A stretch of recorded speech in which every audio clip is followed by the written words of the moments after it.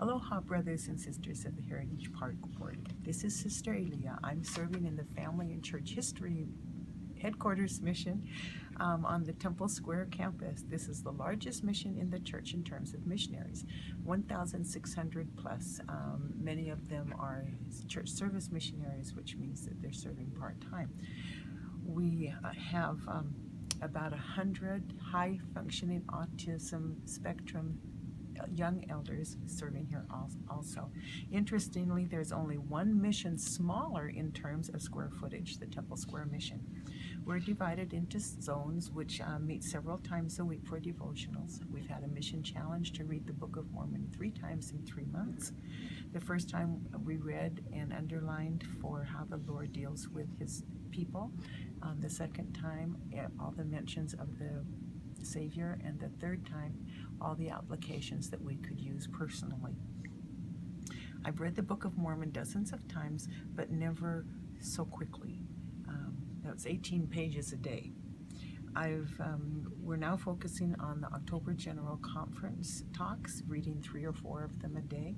That might be a bit much for you as you have real lives to lead, like work, church service, and family, but one a day ought to be doable.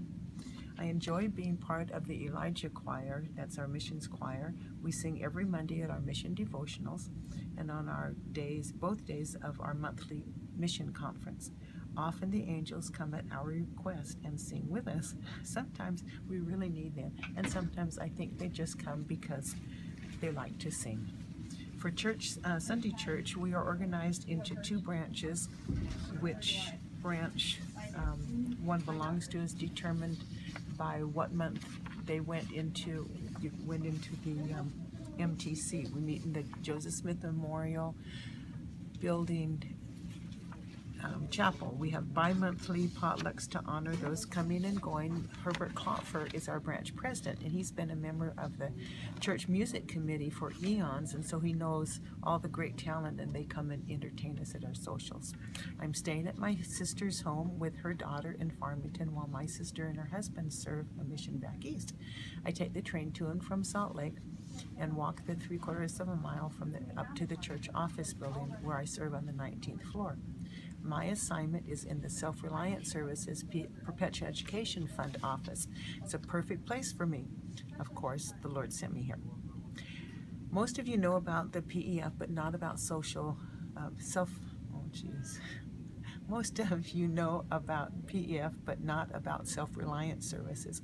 While the Perpetual Education Fund was started by President Hinckley way back in 2001, Self-Reliance Services began in August 2012 as the first presidency-sponsored initiative for the international church. The primary objective of Self-Reliance Services, PEF, is to support priesthood leaders as they invite, persuade, and help members to follow God's command to become independent and self-reliant, both spiritually and temporally. If you're wondering what that means, it is the ability, commitment, and effort to provide the spiritual and temporal necessities of life for self and family. The initiative starts with My Path. Here's all the books. They're all available online.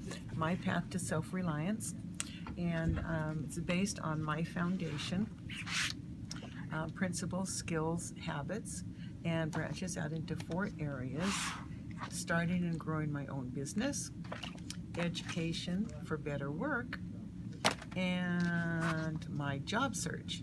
And then there's another one that's coming for my plan for return missionaries. And as I said, all of these materials are available online at lds.org. The North American Employment Resources Centers have recently become a part of the SRS PEF. This is a culmination of an assignment given by the First Presidency at the beginning of this year.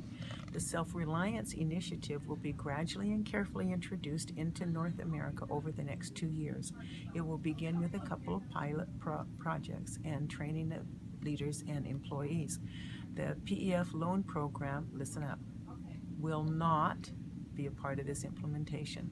The PEF part of my education is being replaced by how can I be successful in getting money for school. We have some of the best people In this, Okay.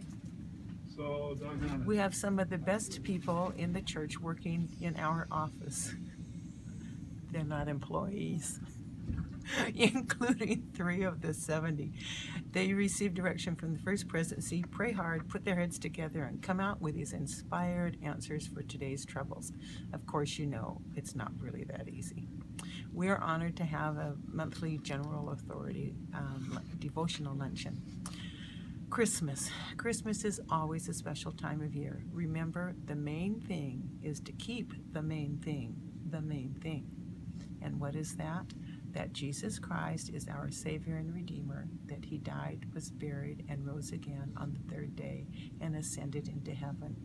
And secondarily, that His original church has been reestablished today and is known as the Church of Jesus Christ of Latter-day Saints. I know that this is true. Sweet is the peace the gospel brings. I send my love and aloha to my wonderful son Ronald, his lovely wife Laura, and my handsome grandsons Jared and Tanner.